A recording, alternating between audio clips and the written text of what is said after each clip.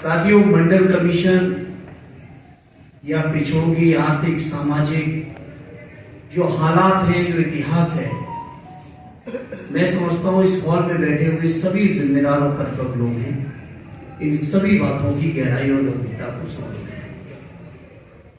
मुझे फख्र इस बात का होता है कि जिस विचारधारा के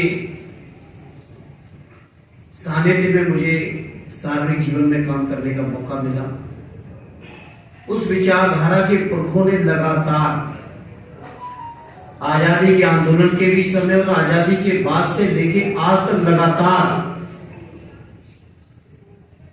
पिछड़ों के हक की, दलित भाइयों के हक की, मानवता के साथियों के हक अधिकारों की लड़ाई, आदिवासियों के हक और लड़ाई को लड़ने में कहीं कोई कसर और कोताही नहीं की।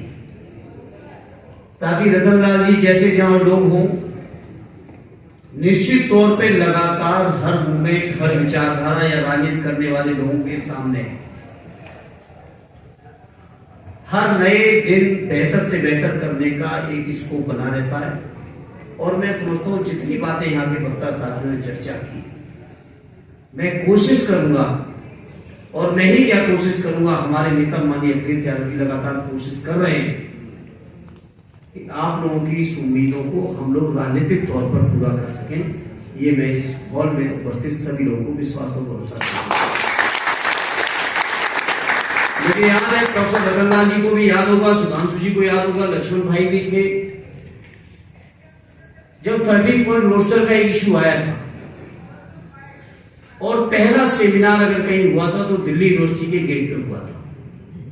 स्वर्गीय शरद यादव जी भी उस समारोह में मौजूद थे और बहुत छोटे कार्यक्रम से शुरुआत हुई थी, लेकिन जब वो आंदोलन बना तो एक ऐसा आंदोलन बना कि जब तक उस फैसले को सरकार से वापस नहीं करा दिया गया तब तक उस आंदोलन को जारी रखने का काम इसी दिल्ली की सड़कों पे हुआ था।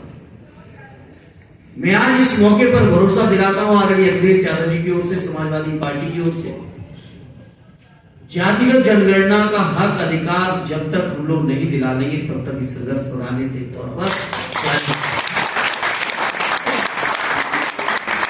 लेकिन इस तरह के बड़े फैसले केवल राजनीतिक पार्टियों अकेले नहीं करती है, इसमें समाज के हर वर्ग के लोगों की सहभागिता हर स्तर पर जरूरत पड़ती है। तर्क वितर्क, भाई लक्ष्मण जी ने बताया, जैसे ही मंडल आयोग की सिफारिश हुई, लोग कमंडल लेके निकल पड़े और जो लोग पिछड़े होने का दावा कर रहे हैं उन्हीं लोगों ने पिछड़ों की लड़ाई को सबसे ज्यादा कमजोर किया। आज इस मौके पर मैं कहना चाहता हूं, आज तो जाति जनगणना के पक्ष में बड़ा माहौल बन चुका है। कांग्रेस पार्टी से लेके, कम्युनिस्ट पार्टी से लेके हम समाजवादी विचारधारा वाले तो लड़ ही रहे थे। मैं गवाह हूं उस बात का भी, जब देश की संसद में लड़ाई की शुरुआत हुई थी, सदैव नेताजी मौजूद थे, स्वर्गीय शरद यादव जी थे, आगे लालू प्रसाद जी भी सदन के सदस्य थे, और उस लड़ाई को जिस तरीके से जाति जनगणना को सदन में शुरू किया था, मैं उम्मीद करता हूं अपने नेता आदरणीय अखिलेश यादव जी की ताकत पर और उत्तर प्रदेश की जनता की दी हुई ताकत पर, और जिस तरह से इंडिया गठबंधन को तमाम इलाकों से जो समर्थन मिला है, अगली जनगणना जब होगी तो शायद बिना जाति जनगणना के नहीं होगी। और उसके लिए जो भी संघर्ष की जरूरत पड़ेगी, संसद के अंदर संघर्ष करना पड़ेगा, संसद के बाहर भी होगा, सड़कों पर भी होगा, और एक जो चेतना लाने की जरूरत है उसको लाने में आप सब लोगों को बहुत महत्वपूर्ण भूमिका निभानी पड़ेगी। सत्य नेताजी कहते थे, कई मुद्दे ऐसे होते हैं जिन मुद्दों पर जब राजनीतिक लोग केवल अगर बहस और चर्चा छेड़ते हैं तो दूसरे तरीके से लोग उसको, उन बातों को घुमाने का प्रयास करते हैं, लेकिन जब समाज का बुद्धिजीवी जिस मुद्दे पर निकल पड़ता है और राजनीतिक ताकतें, तब निश्चित तौर पे व्यापक सफलता पा जाती है। इसलिए यहां मैं बैठे हुए सभी बुद्धिजीवी साथियों से कहूंगा, ये केवल समाजवादी पार्टी माननीय अखिलेश यादव जी या कुछ सामाजिक पार्टियों की जिम्मेदारी नहीं है, ये जिम्मेदारी आप सबकी बनती है। आप सबको भी इसमें महत्वपूर्ण भूमिका निभानी पड़ेगी, और हमें यकीन है कि आने वाली जाति जनगणना जब होगी तो बिना जाति जनगणना के वो गणना नहीं हो पाएगी। ये हम आपको साथियों, इलाहाबाद विश्वविद्यालय पढ़े लक्ष्मण जी हमारे बाद पहुंचे थे। हमने देखा है किस किस तरीके से हथकंडे होते हैं, किस किस तरीके से अन्याय अत्याचार होता है, चाहे वो 13 पॉइंट के माध्यम से पूरे के पूरे हायर एजुकेशन में दलित, पिछड़े और ओबीसी जातियों के, आदिवासी भाइयों के, माइनॉरिटी के लोगों के गर्दन काटने का जो इंतजाम हुआ था, वो हमसे आपसे किसी से छुपा नहीं साथियों।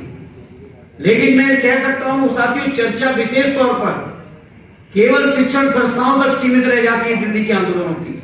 रतन लाल जी, मैं आपसे कहूंगा इसमें सुधार करिएगा। केवल शिक्षण संस्थाओं में या शिक्षा विभाग तक ये चर्चा सीमित न रह जाए, क्योंकि आज देश के किसी भी विभाग को उठा लोगे तो हर विभाग में अन्याय, अत्याचार और शोषण लगातार हो रहे साथियों। हर शोषण के खिलाफ हमें और आपको लड़ना पड़ेगा, क्योंकि आज केंद्र की सरकार हो, प्रांतों की सरकारें हो, कुछ चुनिंदा सरकारों की बात में नहीं करता, अधिकांश सरकारें आज प्रांतों में भी ऐसी बैठी हुई हैं। केंद्र की तो बैठी है जो कैसे आरक्षण के हक को खत्म किया जाए, कैसे मंडल आयोग की मूल भावना को खत्म कर दिया जाए, इस बात के लिए लगातार षड्यंत्र हो रहे हैं। आज ये क्या है एनएफएस? नॉट फाउंड सुटेबल, बताओ क्या है? क्या है बताओ? लेटरल एंट्री, किस तरीके से कमीशन काम कर रहे हैं?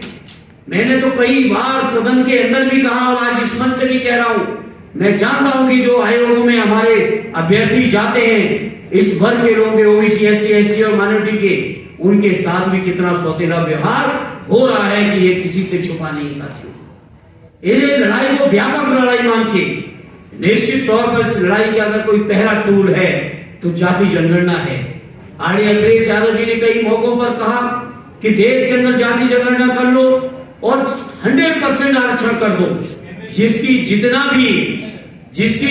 भी संख्या है उतनी ही सबको आरक्षण दे दो, जिससे किसी भी को ये कहने का हक और अधिकार ना बचे कि हमारे साथ अन्याय हो रहा है। हम पिछड़े वर्ग के लोग, हम दलित वर्ग के लोग, हम आदिवासी लोग, हम लोग बड़े दिल के लोग हैं। हम नहीं चाहते किसी के साथ अन्याय करना, हम नहीं चाहते किसी के साथ सौतेला व्यवहार करना, लेकिन हम ये जरूर चाहते हैं कि देश के जो इतना बड़ा वर्ग है, इस वर्ग का भी न्याय, हक और अधिकार पूरी तरह से मिलना चाहिए। ये हम जरूर चाहते हैं साथ ही संदीप जी ने चर्चा की, अपने बहुत संक्षिप्त वक्तव्य में ही चर्चा की, क्योंकि हालत ये है देश की जितनी आर्थिक संपदा है, देश की जितनी व्यापारिक संपदा है, देश की जितनी भी की पोस्टें हैं, हर की पोस्ट पर, हर संपदा पर दलित, पिछड़े और आदिवासी और मुसलमान भाइयों के साथ सौतेला व्यवहार लगातार करने का प्रयास हो रहा है। ये बीजेपी के लोग जो भाषणों में, मंचों पे जाके, चुनावों में जाके पिछड़े बन जाते होंगे, लेकिन बड़ी जिम्मेदारी से कह रहा हूं, 15 साल का मुझे भी संसद का अंदर का अनुभव है। जब दलित पिछड़ों के हक का सवाल आता है तो हर मामले पे लंगड़ी मारने का काम कोई करता है तो भारतीय जनता पार्टी और उनके गठबंधन के लोग करते हैं। ये लड़ाई बड़ी है।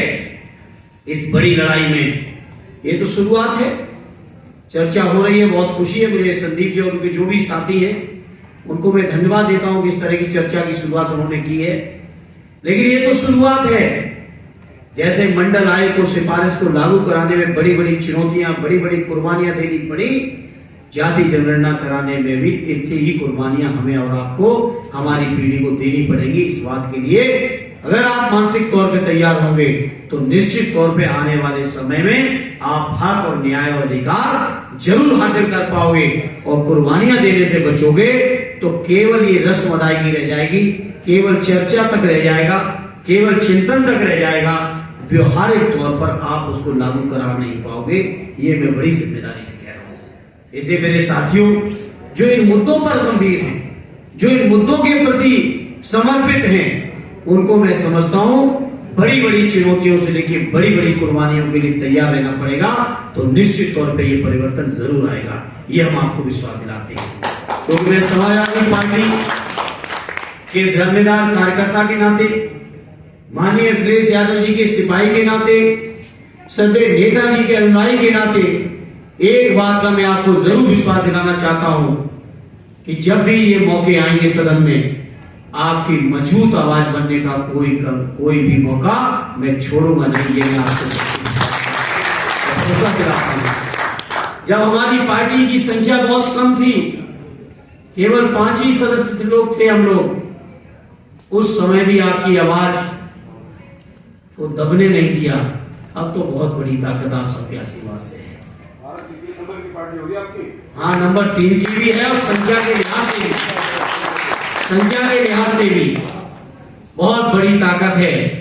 और आदरणीय माननीय अखिलेश यादव जी का शानदार नेतृत्व है, तो हम आपको विश्वास दिलाते हैं, न केवल जाति जनगणना तो है ही है, जाति जनगणना के साथ साथ जितने भी हमारे दलित भाइयों के साथ, हमारे आदिवासी भाइयों के साथ, हमारे मुसलमान भाइयों के साथ, हमारे पिछड़े भाइयों के साथ, या समाज के वो गरीब, चाहे वो अगले वर्ग के ही क्यों ना, अगर अन्याय अत्याचार हो रहा होगा तो हम समाजवादियों को यही सिखाया गया है, जहां कहीं भी अन्याय हो, जहां कहीं भी अत्याचार हो, वहां अगर मजबूती से डट के खड़े हो गए, वही सच्चा समाजवादी है। और मैं समझता हूं हम समाजवादी कार्यकर्ता, समाजवादी पार्टी के लोग इसमें पीछे हटने वाले नहीं है।